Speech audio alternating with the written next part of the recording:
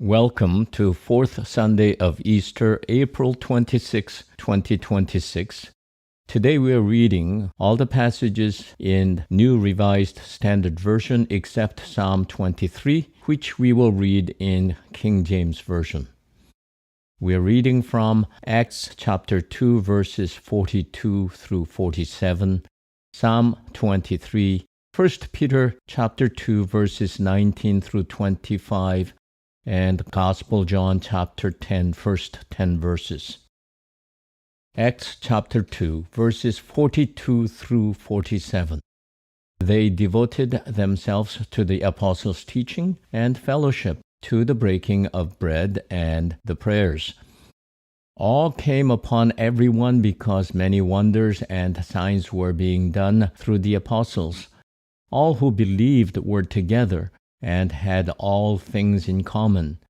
They would sell their possessions and goods and distribute the proceeds to all as any had need.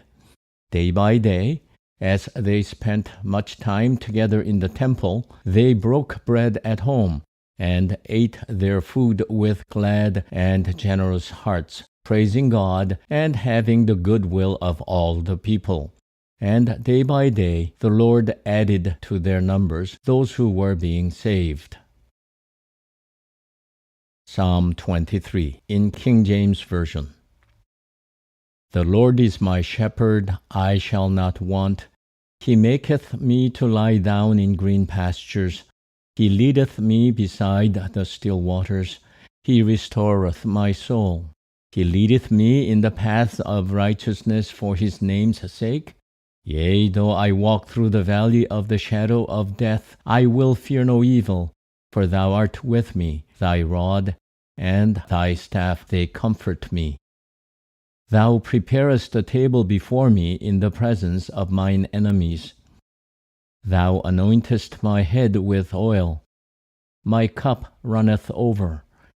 Surely goodness and mercy shall follow me all the days of my life, and I will dwell in the house of the Lord forever. 1 Peter chapter 2, verses 19 through 25. For it is a commendable thing, if, being aware of God, a person endures pain while suffering unjustly. If you endure when you are beaten for doing wrong, what credit is that? But if you endure when you do good and suffer for it, this is a commendable thing before God. For to this you have been called, because Christ also suffered for you, leaving you an example, so that you should follow in his steps. He committed no sin, and no deceit was found in his mouth. When he was abused, he did not return abuse. When he suffered, he did not threaten, but he entrusted himself to the one who judges justly.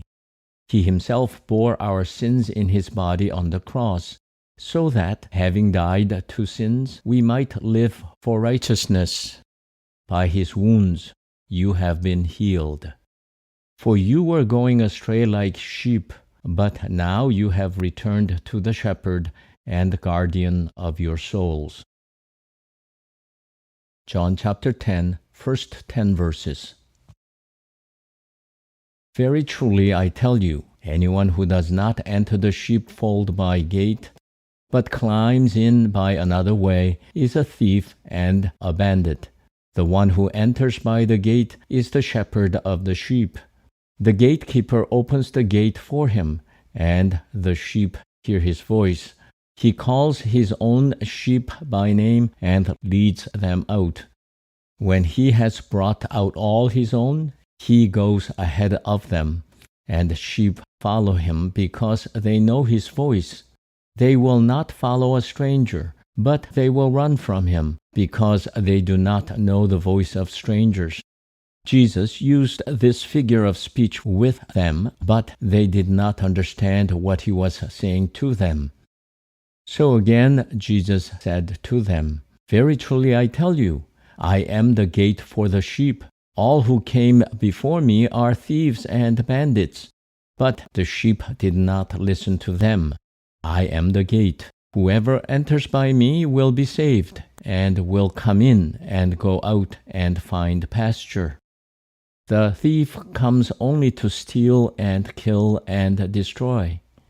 I came that they may have life and have it abundantly.